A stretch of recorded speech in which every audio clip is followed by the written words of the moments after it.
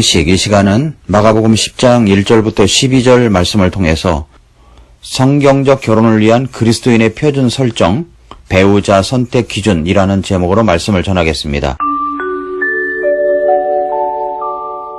결혼에 대한 성경적 가르침을 받는 것은 너무나 중요한 일입니다. 세상은 점점 더 소돔과 고모라의 타락한 모습처럼 되어가고 있습니다. 남녀 성별의 구분을 없애려는 시도를 하고 있습니다. 결혼도 남자와 여자의 만남이 아니라 동성끼리도 할 수 있다는 마귀 사탄의 악한 소리들과 시도를 하고 있습니다. 결혼의 아름다움과 신성한 모습들이 점차로 희석되어져 가고 사라져가는 것 같아 정말 안타까운 마음이 있습니다.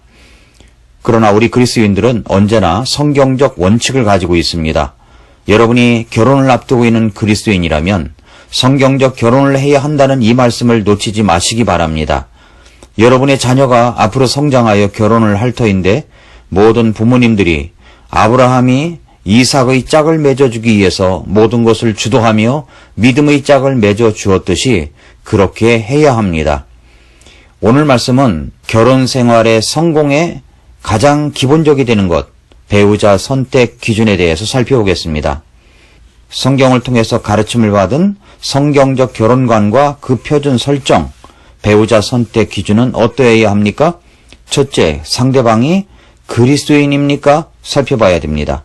고린도후서 6장 14절에서 너희는 믿지 않는 자들과 더불어 공평하지 않게 멍에를 같이 매지 말라. 의가 불의와 무슨 사귐을 갖겠느냐? 빛이 어둠과 무슨 친교를 나누겠느냐? 라고 했습니다. 결혼을 앞둔 자매가 찾아와 이렇게 말합니다. 목사님, 제가 정말 좋은 짝을 만났습니다. 나하고 그렇게 잘 통할 수가 없습니다. 저를 얼마나 사랑하는지 모릅니다. 믿지 않는 것만 빼고 얼마나 다 잘 맞는지 모릅니다. 이렇게 이야기를 합니다. 믿음만 빼고 다 잘 맞는다고요?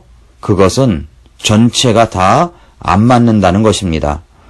불신자와 결혼을 해서 결혼하면 교회 나가겠다고 하는 조건을 걸어놓고 결혼했던 사람들 중에서 신앙생활이 바닥에 떨어진 채 또 결혼생활에 고통을 당하는 분들 얼마든지 보아왔습니다. 성경은 믿는 자와 결혼을 하라고 하십니다. 구원을 받았는지, 신앙생활을 어떻게 하는지, 가치관은 어떤지 등등을 잘 살펴보아야 합니다. 신실한 그리스도인이어야 한다는 분명한 표준 설정이 되어 있지 않다면 여러분은 성경적인 결혼관을 갖기에는 많은 갈등과 흔들림이 있을 것입니다. 그런데 이런 경우가 있을 수 있습니다. 믿지는 않는데 교제를 하고 있다면 그 상대방이 구원을 받을 때까지 기다려야 합니다. 내가 믿음의 신실성과 하나님을 사랑하는 그 아름다움을 나타내 보이면서 구원받음의 기쁨과 행복을 나타내며 기다려야 합니다. 분명한 표준 설정, 첫 번째는 상대방이 구원받음이 분명한 그리스도인이어야 하는 것입니다.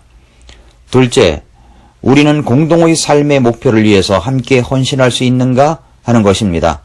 아모스 3장 3절에서 두 사람이 합의하지 아니고서야 함께 걸을 수 있겠느냐라고 말씀했습니다.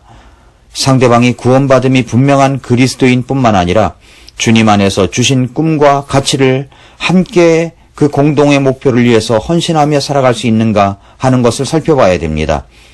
주님 안에서 주신 사명과 깨달음을 가진 공동의 가치관을 갖고 살아간다는 것은 정말 결혼 생활이 행복한 일입니다. 셋째, 우리는 결혼 때까지 육체적인 순결을 유지할 수 있는가 하는 것입니다. 데살로니가전서 4장 3절 4절에서 하나님의 뜻은 이것이니 곧 너희가 거룩히 구별되는 것이라.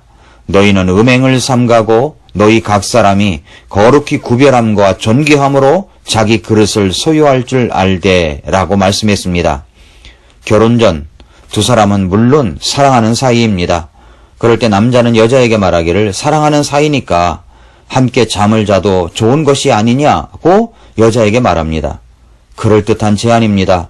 사랑하는 사이니까 어떻겠습니까? 그러나 이것은 결혼 첫날 밤을 맞이하기까지 순결을 지켜야 하는 것이 성경의 일반적인 원칙입니다. 정말 사랑한다면 결혼 첫날 밤을 맞이하기 전까지 지켜줘야 하는 것입니다. 그렇지 않고 잠자리를 같이 한다는 것은 유욕을 채우기 위한 연애로 볼 수밖에 없습니다. 성경은 그런 유욕의 연애를 하는 것이 얼마나 우리의 모든 인격과 삶을 파괴하는 결과를 가져오는지 말씀하고 있습니다. 그 말씀은 내일 전하도록 하겠습니다. 정말 내가 나의 신부가 될 자매를, 신랑이 될 형제를 사랑하는 마음이 크다면 서로 결혼 첫날 밤이 되기까지 기다려줘야 합니다. 지켜줘야 합니다. 넷째로, 우리는 양가의 부모의 동의를 얻는 일에 주님을 의지하겠는가 하는 것입니다. 골로새서 3장 20절에서 자녀들아 모든 일에서 너희 부모에게 순종하라. 이것은 주를 매우 기쁘게 하느니라 라고 말씀했습니다. 성경은 부모에게 순종하라는 말씀을 하시고 있습니다. 그런데 성경은 모든 일에서 라고 덧붙였습니다. 내가 순종하고 싶은 것만 순종하라는 말씀이 아닙니다. 성경은 모든 일에서 너희 부모에게 순종하라고 말씀하십니다. 이렇게 하는 것은 우리를 구원하시고 자신의 모든 것을 주신 우리 예수님을 매우 기쁘게 하는 것입니다. 그렇다면 우리 주님을 기쁘게 해드리는 것이라면 그렇게 해야 하지 않겠습니까? 우리 부모님께 모든 일에서 순종해야 합니다. 결혼을 하려고 배필이 될 형제를, 자매를 만나는데 부모님이 반대하는 경우가 있을 수 있습니다. 부모님이 생각할 때 그 기준에 못 미칠 때가 있을 수 있습니다. 저도 저의 딸들이 배우자를 선택하여 부모의 허락을 받을 때 늘 전제 조건을 붙였습니다. 아빠가 오케이 해야만 할 수 있는 것이다. 아빠가 만약 아니라고 한다면 어떻게 하겠니? 그럴 때 저희 딸들은 아빠가 아니라면 아닌 것이라고 대답을 했었습니다. 아빠에게 딸들이 그렇게 말해줄 때 더욱 딸들이 고마웠습니다. 그래서 아빠의 오케이를 받으려면 어떤 기준에서 배우자를 선택해야 하는지를 잘 알고 있었기 때문에 교제를 함부로 하거나 가볍게 하지를 않았습니다. 신실한 그리스도인 청년들이 그렇게 하듯이 말입니다. 부모님이 허락할 때까지 기다리는 것, 이것이 내가 결혼을 할 때 취해야 할 표준 설정이 되어야 합니다.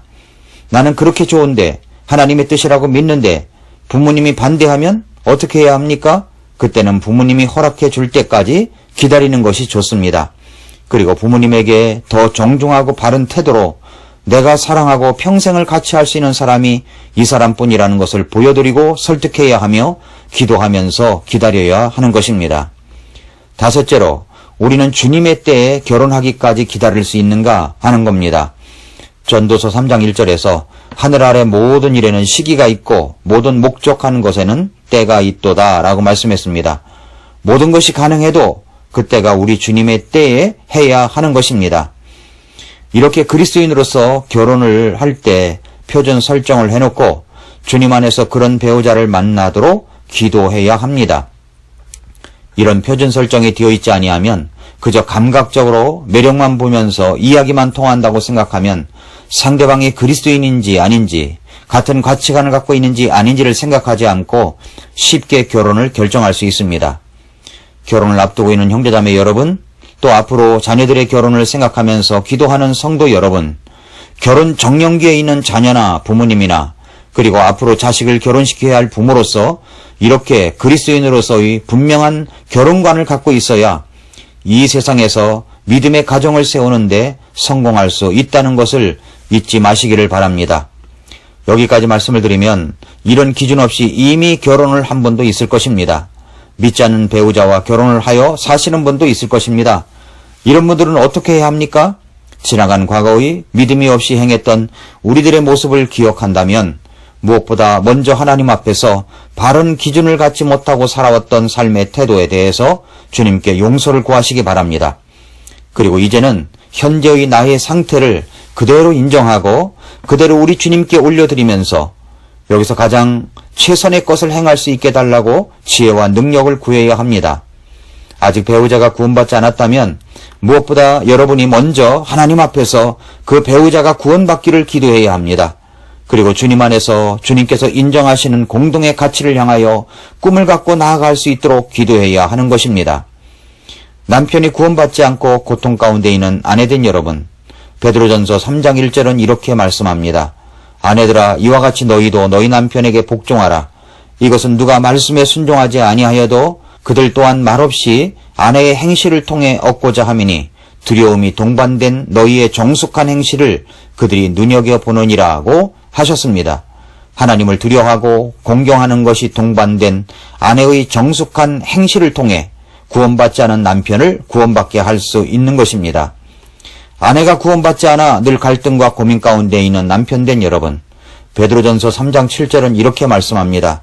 남편들아, 이와 같이 너희도 지식에 따라 그들과 동거하고 아내를 더 약한 그릇이요 또 생명의 은혜를 함께 상속받을 자로 여기고 존중하라.